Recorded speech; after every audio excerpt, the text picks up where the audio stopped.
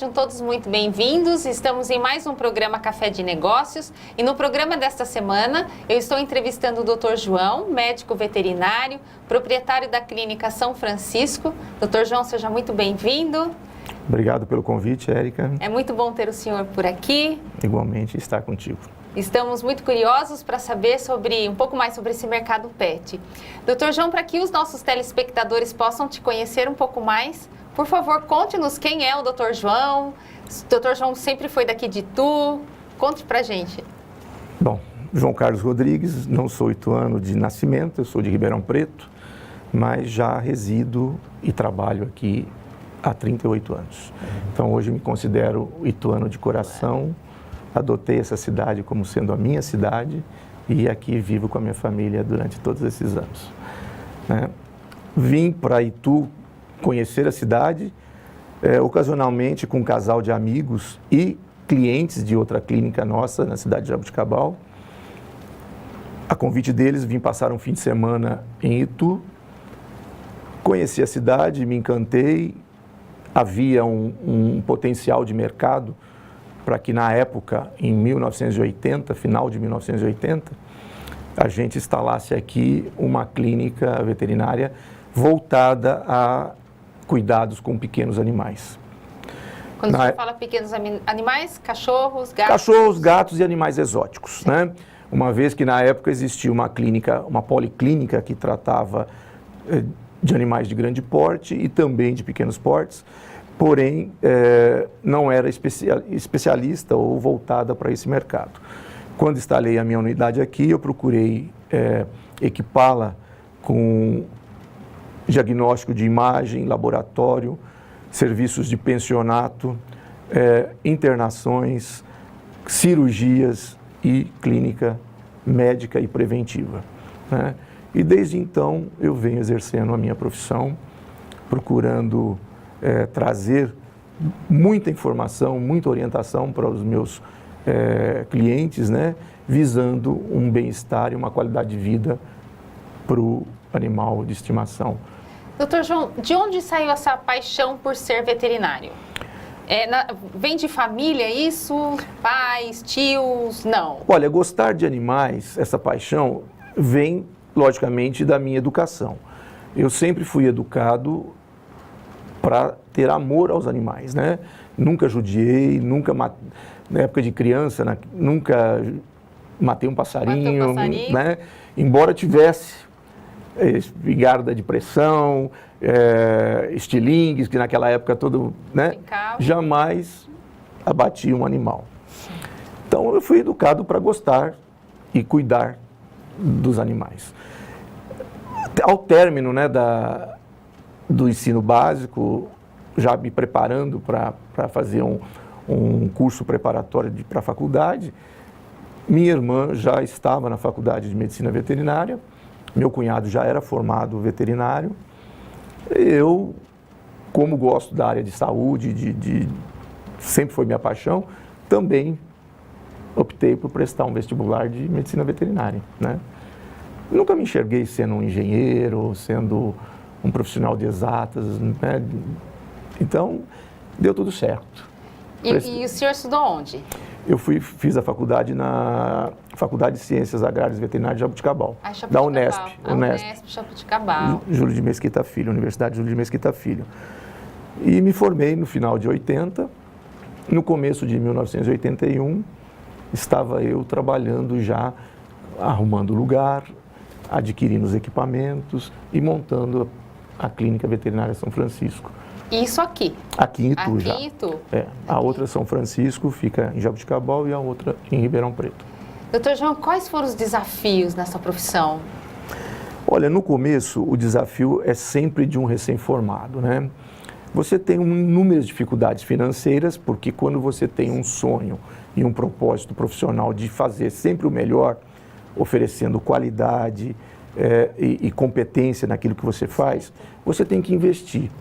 E como a minha proposta era oferecer à cidade uma coisa que não tinha na época, o desafio financeiro, obviamente, ele ocorreu.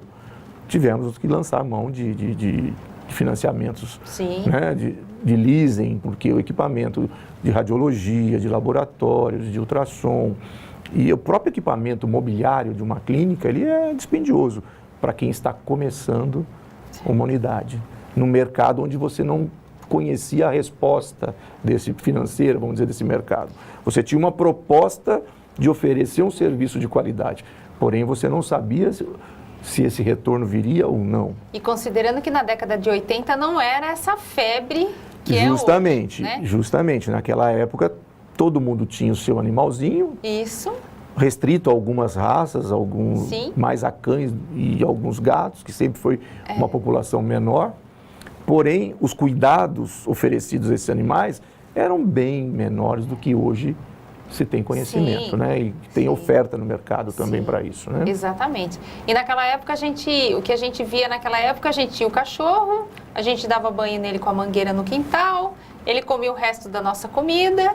E era assim que as coisas caminhavam, né? Sim, e às vezes quando acontecia algum óbito, né, a morte do animal era tratada de uma maneira natural. Quase sempre foi envenenado.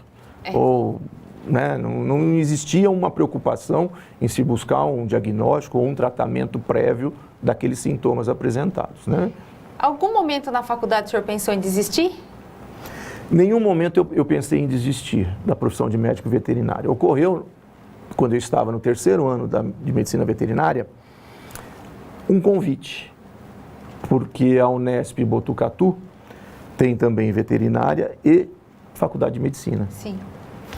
E abriu-se, por alguma desistência, abriu-se 3 vagas na medicina humana na Unesp de Botucatu. E eu fui um dos que foi convidado, se eu não queria ocupar essas vagas da medicina humana. E aí? Aí bateu aqueles 2 dias de dúvidas, de pensamento, se deveria mudar o rumo que eu estava dando na minha vida ou não. Mas Deus Pai sempre é bom com a gente e Ele sempre leva a gente a tomar as melhores decisões. E eu, sem dúvida nenhuma, recusei. Falei que preferia continuar dentro da medicina veterinária, o que nunca me arrependi. Até hoje sou uma pessoa feliz com a minha profissão, com o que eu faço. Doutor João, hoje a gente tem a faculdade de medicina veterinária aqui, né? Próximo, Sim, praticamente na nossa cidade. E eu tenho certeza que tem pessoas que estão assistindo a gente e que têm grandes interesses em ouvir um pouco mais um profissional da sua área. A gente percebe que muitas pessoas, né, adoram animal e você pergunta até enquanto criança, o que você quer ser? Ah, eu vou ser veterinário porque eu adoro o meu cachorro. Só que hoje a medicina veterinária nos dá um leque muito grande para se trabalhar. O senhor poderia falar um pouquinho mais sobre isso? Sim, o que acontece com criança, a criança ela é muito próxima hoje de um pet. Esse amor, ele ajuda no crescimento, na evolução desse ser humano também. E também do animal, Sim. lógico. O que acontece é que você gostar de animal não é a mesma coisa de você exercer a profissão de médico veterinário. Porque muitas vezes você tem que criar barreiras para que a sua emoção não atrapalhe efetivamente a sua execução como profissional médico veterinário. Né? A gente fala, você não tem dó? Dó, acho que todo ser humano tem dó de animal. Porém, você tem que ter limitações e competência para exercer aquilo que precisa ser feito e que outras pessoas, por condições de não ser formadas ou não terem condição de fazer, você tem que fazer. Você tem que colocar a vida do animal, do seu paciente, em primeiro lugar. Certo. E deixar de lado algumas emoções, né? Aí você trabalha, às vezes, mais com a razão, com a sua competência, do que com a emoção. E hoje, me formando veterinária, não preciso unicamente clinicar, né? Não, você sai... A maioria das universidades te dá uma formação completa. Você tem várias matérias, né, vários segmentos de conhecimento. Lógico que o seu aprimoramento, a sua especialização vai acontecer de acordo com as suas habilidades e opções de trabalho. Sim. Né? Então, hoje você pode sair médica veterinária e exercer uma infinidade de áreas, desde administrativas, laboratoriais, pesquisa, parte de responsabilidade técnicas, farmacêuticas. Farmacêuticas. Você tem, assim, né, dentro da área de animais propriamente dito, você tem piscicultura, você tem bovinocultura, equinocultura, a área de pets, animais silvestres, animais selvagens. Você tem um monte de de áreas que você pode se identificar e, obviamente, buscar uma especialização, desenvolver-se como uma profissional dentro dessa área. Aquilo que te dá mais prazer, né, dentro do seu conhecimento, eu acho que isso é muito importante. E o senhor escolheu esse mercado do pequeno porte, né, do animal de pequeno porte, por quê? Tem alguma curiosidade nisso ou não? Ou os Existe. Quando eu, já praticamente formado nos últimos anos, eu prestava meus serviços de estágio, de plantões na outra clínica. Lá eu cheguei a mexer com equinos, bovinos, suínos, porque, obviamente, é uma área que eu tinha conhecimento também. Eu optei pelo PET, pelas especializações que hoje eu exerço, por achar que eu me desenvolvi muito nessa área, né? Gostar de pesquisar, de estudar, de fazer uma medicina mais detalhada, né? Não que as outras não sejam, mas aí vai a paixão também, né? A afinidade, né?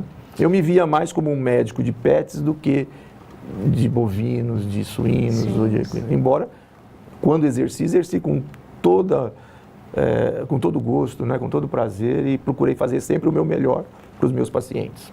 Doutor João, sem querer comparar, mas aqui só fazendo uma analogia, quando eu dava aula no infantil, educação infantil, a maior dificuldade que a gente tinha não era com as crianças, era lidar com os pais e com as mães das crianças. Eu tenho uma amiga que ela é pediatra e hoje ela já tem outras formações, e eu falei para ela, por que você fechou o consultório, né? Aí ela falou, porque o meu problema não era lidar com os bebês, era administrar a mãe, o pai e a mãe. E eu queria fazer essa pergunta, a maior dificuldade do senhor são os pets ou são as mães e os pais dos pets? Com certeza, sempre são os tutores, os donos dos pets. Isso porque o ser humano ele é muito complexo. Então, eu vou pedir para o senhor esperar só um minutinho para dar essa resposta. E você que está me assistindo aí, com certeza está super curioso para saber o que eu também quero saber. Então, a gente vai voltar no próximo bloco. Eu espero você.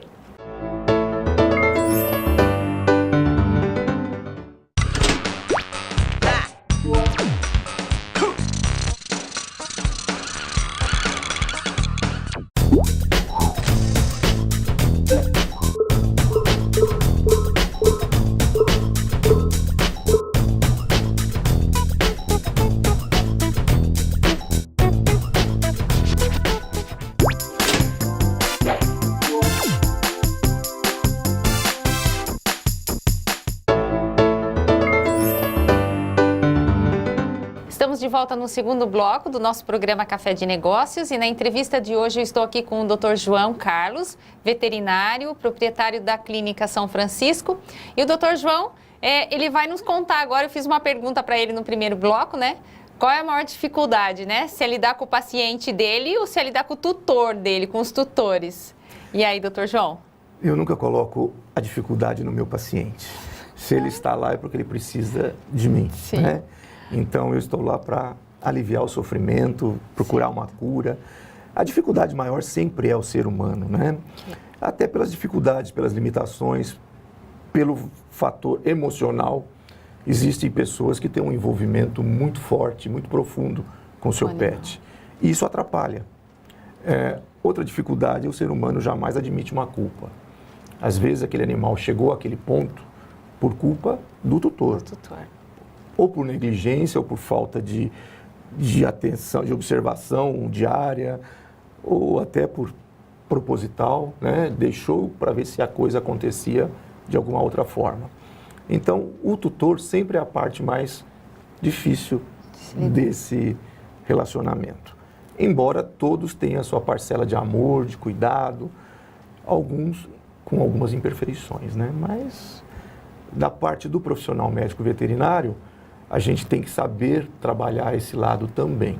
Certo. E sempre, como eu sempre pratiquei a clínica, com muita informação, com muita transparência, muita orientação aos proprietários de como fazer, o que não fazer, de que forma alguns sintomas, alguns sinais que esse animal possa vir a chamar a atenção, de que forma ele pode socorrer esse animal ou buscar orientação de um profissional médico veterinário, né?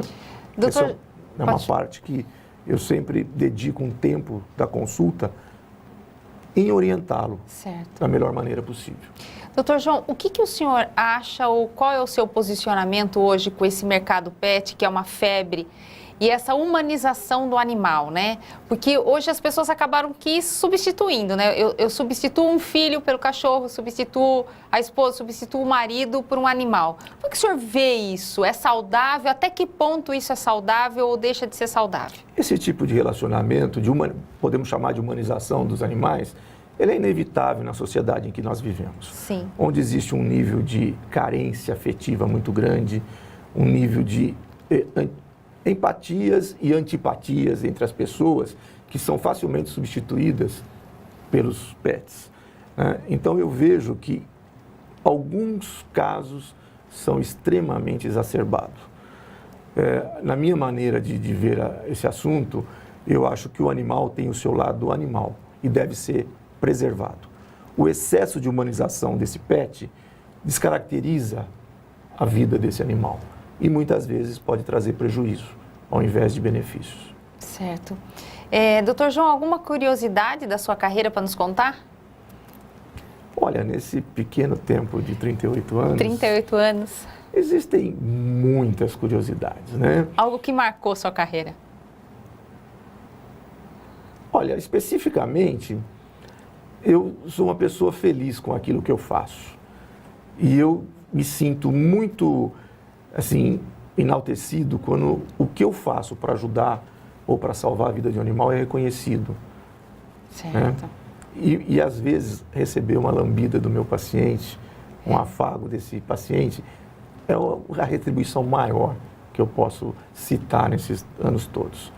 As coisas que acontecem, as perdas de vidas que passam pelas nossas mãos, não são, vamos dizer assim, não são evitáveis, né?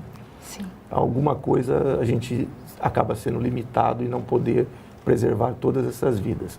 Mas isso você tem que estar preparado para lidar também com isso, como profissional, né? É a correlação de um médico que perde uma vida, de um veterinário que perde um paciente, né? Isso faz parte de todo o trabalho. Você, quando se forma, você tem que estar preparado para lidar com situações diferenciadas também, né? Que é esse preparo muito mais emocional do que técnico, muito né? Mais emocional do que técnico.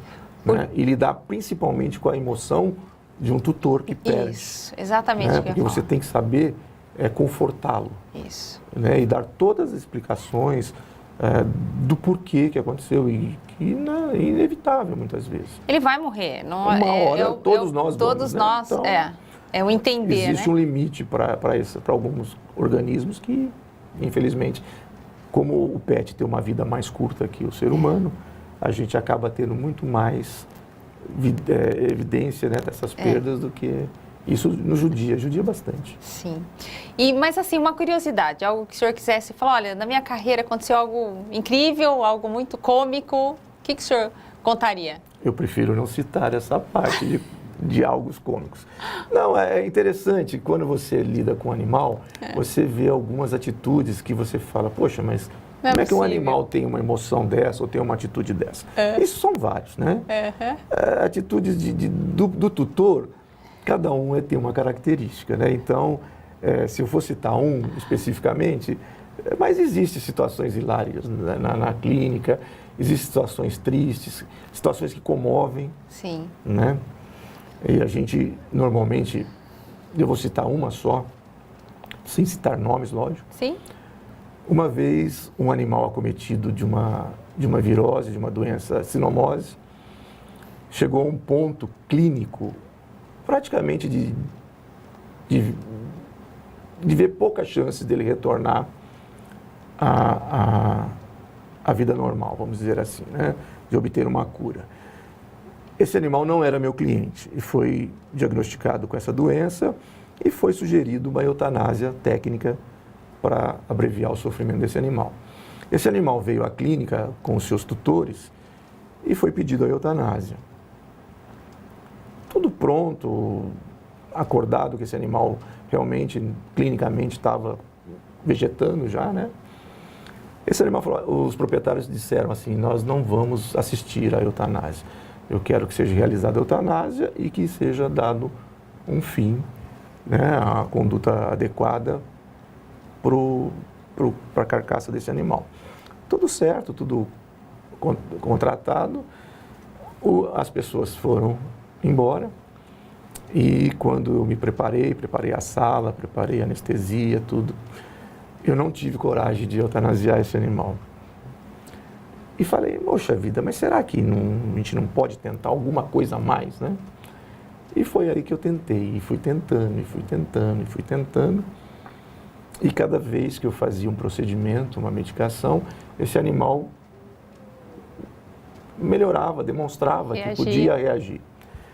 Ao longo de 2 meses, esse animal estava andando, comendo, com baixíssimo nível de sequela, né? Que é uma encefalite viral que deixa bastante sequela. Ele conseguiu um equilíbrio, uma qualidade de vida. Eu, depois de analisar clinicamente, fazer os exames pertinentes, eu diagnostiquei que ele estava em qualidade de vida para continuar a sua vidinha. Eu liguei para os antigos proprietários e chamei-os à clínica, eu queria falar com eles. Aí o casal veio, pois não, aconteceu alguma coisa. Eu falei, não, é que eu tem uma coisa que é difícil de dizer para vocês, mas eu nunca havia feito isso. Tem uma pessoinha que quer falar com vocês. Eu abri a porta e o cachorro veio, né? E pulou, obviamente, direto no colo dos proprietários. E para mim isso foi uma situação incomum. Primeiro que eu não tinha o direito de fazer isso, né? Eu não tinha sido autorizado por eles a fazer, mas foi uma intuição e alguma coisa que a gente não explica. Sim. Mas a reação deles e do animal valeu talvez esses 38 anos que eu sou profissional lidando com animais. Que coisa linda, doutor João. Muito lindo. Não, nossa. Hoje em dia, acho que talvez eu não tenha mais coragem de fazer isso. Mas como o senhor falou, tem coisa que não se explica. Não se explica. Alguma coisa... Não se explica. Me fez fazer uma situação dessa. O senhor lida tanto com a alegria, né? Quando a gente ganha um filhote, mas lida com a tristeza, que é a perda, né? Sim. O que o senhor falaria nesse momento de tristeza para o tutor? Que tudo tem uma hora. Eu tenho um lado muito assim, levo muito em conta o lado espiritualista, né? Sim. Ninguém está aqui por acaso e ninguém vai embora por acaso. Sim. Aquele animalzinho, por algum motivo, chegou o momento dele. A gente não... Nós ficamos assim, eu sinto assim, eu estou incapacitado de mantê-lo aqui. Sim. Ele foi porque talvez eu estava incapacitado, mas é a hora dele, né? A falência de órgãos, envelhecimento de células, envelhecimento natural daquele organismo, que todo mundo tem um prazo de validade. Então, é muito difícil, porque tem pessoas que acatam essa informação, assimilam de uma forma muito natural. Sim. Tem pessoas que, infelizmente, não aceitam a perda, seja ela de um animal, seja de um ente familiar, de um ente querido. Então, eu traduzo isso como um fator individual. Certo. Né? Porque o ser humano, ele é preparado para lidar com verdades, com coisas boas, Sim. coisas alegres. Sim. Ninguém lida com coisas tristes. Porém, se você perguntar para um ser humano, me fale 10 momentos felizes que você teve, ele não saberá de bate-pronto relacionar os 10. Mas se você perguntar um momento triste que ele passou, ele na hora ele te relata. Então, por quê? A tristeza marca muito mais o ser humano do que as alegrias. Deveria ser realmente ao contrário, né? A gente deveria viver muito mais os momentos felizes, as alegrias, do que as tristezas, né? Tem um neurocientista chamado Paul Zak. Ele lança um livro chamado A Molécula da Moralidade, onde ele fala da oxitocina, que ele relaciona esse livro com essa capacidade que o animal tem, o cachorro tem de provocar isso no nosso cérebro, que é esse sentimento de acolhimento, de amor e tudo mais. Eu posso dizer, então, que ter um pet é tudo de bom? Ter um pet é ótimo. Ele estimula no ser humano os mais indiferentes sentimentos. Né? Existem pessoas que têm uma carga amorosa muito grande para demonstrar e não conseguem transferir isso para um ser humano. Mas para um animal, ele consegue um relacionamento e ele acaba se aprimorando, desenvolvendo como ser humano. Então, o pet é tudo de bom. Ao mesmo tempo que se você falar, eu tenho um cavalo, ele pode também desenvolver isso? Pode. Uma vaquinha que você tenha de estimação? Pode. Uma galinha de estimação? Pode desenvolver no ser humano sentimentos que você não... Um passarinho que, apesar de estar lá preso na gaiola, ele consegue demonstrar a sua tristeza através do canto ou a sua alegria. Ninguém consegue saber se é tristeza ou alegria. Mas o ser humano consegue demonstrar um amor por aquele passarinho, pelo canto dele. Ao ponto de não conseguir acordar e não ir lá ouvir, brincar com o pássaro. Né? Doutor João, eu ficaria aqui horas escutando o senhor falar. Muito bom te ouvir. Mas infelizmente a gente tem um tempo. E eu gostaria de encerrar esse programa deixando a oportunidade para o senhor agradecer quem o senhor gostaria de agradecer durante todos esses 38 anos de carreira. Pode falar para o pessoal lá de casa. Érica, primeiramente eu agradeço a Deus, né? Depois a minha família, que me propiciou a minha formação como médico veterinário. Depois a minha família atual, esposa e filha, que me apoiam, me dão um resguardo para que eu possa ter a liberdade e o tempo necessário para me dedicar aos meus pacientes. E também agradeço aos meus funcionários e a todos os médicos veterinários, colaboradores, que nesses 38 anos estiveram comigo. Muitos passaram trabalhando comigo, hoje são excelentes profissionais, têm a sua vida própria, as suas clínicas. E os funcionários, todos eles que passaram comigo, todos me ensinaram um pouquinho, todos me ajudaram a ser a pessoa que eu sou hoje. E por último, aos meus pacientes, que eles fazem a minha realização. Muito bom. Muito obrigada, doutor João. Sou eu que agradeço, Érica. Agradeço você que ficou conosco até agora. Tenho certeza de que você adorou as curiosidades do doutor João e nós nos veremos no próximo programa. Tchau, tchau.